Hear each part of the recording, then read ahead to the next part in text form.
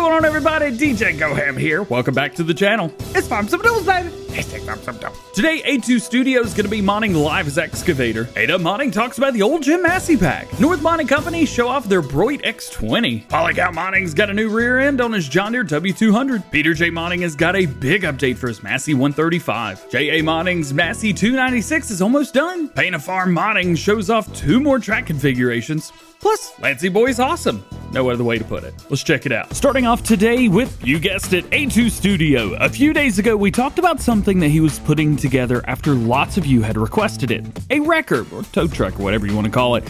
He's based this off of the TLX Phoenix, and after a few days of trying to get everything to work correctly, he's been able to get the wrecker to hook up and even have the most realistic animation, at least that is possible in-game.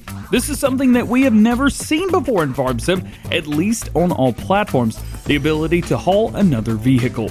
Yes, PC has the tow bar, but none of them are really that great. And I'm a PC player, and I can say that. The rear vehicle just goes all over the place, especially over about 400 miles an hour. We can't have that.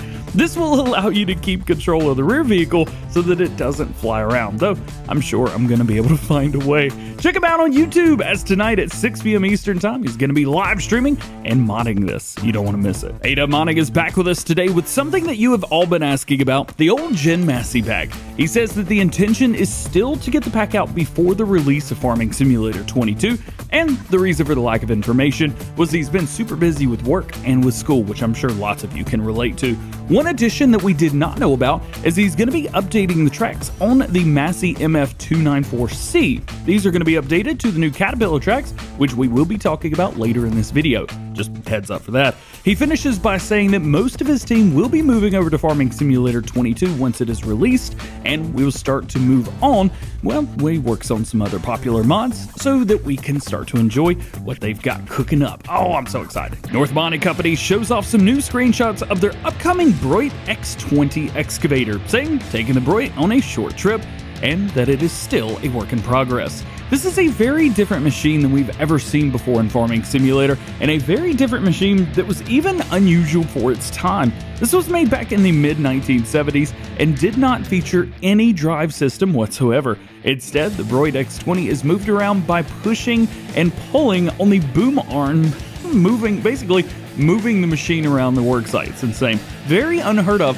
but because of this, the arm is extremely strong for its size. It's not a massive machine. You can see the difference between the Fent pulling it. I can't tell if this is a 900 or 1000 series, but either way, the other excavators that we have seen in game are huge, making this Fent look tiny. This one, not so much. It also looks like we're going to be getting a dolly with this as well to transport the machine around, so that is pretty cool to see. Stay tuned as I'll bring you guys more information on this crazy mod once it is released. Polycount Modding looks to have updated the rear tires and drive system on their John Deere X200 windrow, aka their self-propelled mower.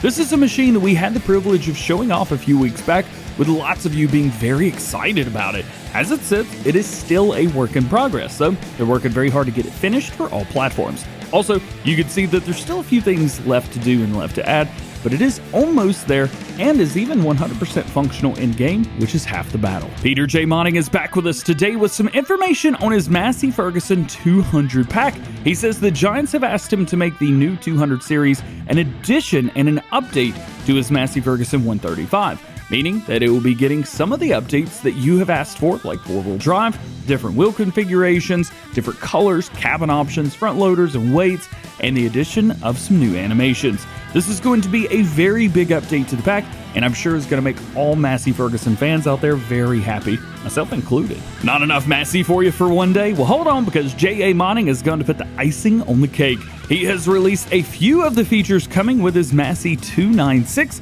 You can customize the engine to be the mentioned 296, or 297, or even the 299, which we already knew about. All of those being available at 2-wheel drive and 4-wheel drive versions. It's also going to have original sounds from the Perkins 6-cylinder engine that originally came with the tractor. You can also change up the hood column, exhaust, and more.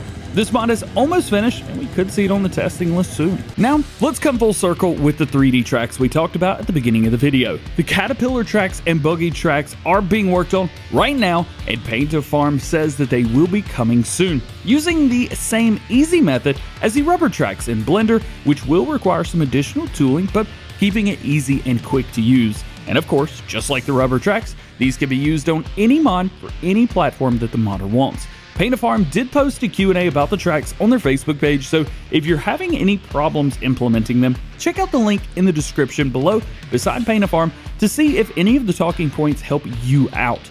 Quite a few modders have already said that they will be updating the tracked models to the 3D tracks of their mods, and some of them have already finished them, and that list is growing more and more every day. 3D tracks for the win! And lastly today, Lancey Boy says that all errors on American Life Farming have been fixed, and the map is back with Giants for testing again for all platforms. As you know, there's some new additions as well, which we showed off in the live stream yesterday, so make sure you check that out if you haven't already.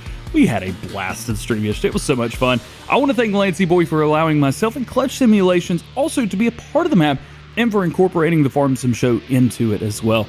That's so cool to see, and it's just unreal, and it's so cool. It truly means the world to both of us. Thank you, Lance. And thank you for staying to the end of the video. Now go watch the stream from yesterday. It rocked. Just like every episode of Farm Sim News, links to all topics discussed today can be found in the description below. There's no release dates for mods, so myself nor anyone else knows when any mod is going to be released. If I did not talk about something that you're interested in or curious about, that just simply means that there's no new information at the time of recording. Please refer to previous episodes on the most current status of those projects, and make sure you stay tuned to the channel for updated information on everything new going on in the world of Farming Simulator. Well guys, that is going to be it for today. I hope you enjoyed the video. If you did, make sure you drop a like on it, get subscribed to the channel if you're new, and join the GoHam fam. Make sure you turn your notification bells on as well so that you never miss daily Farming Simulator videos here on the channel. All being said, I hope you have a great day. We will see you later. Peace.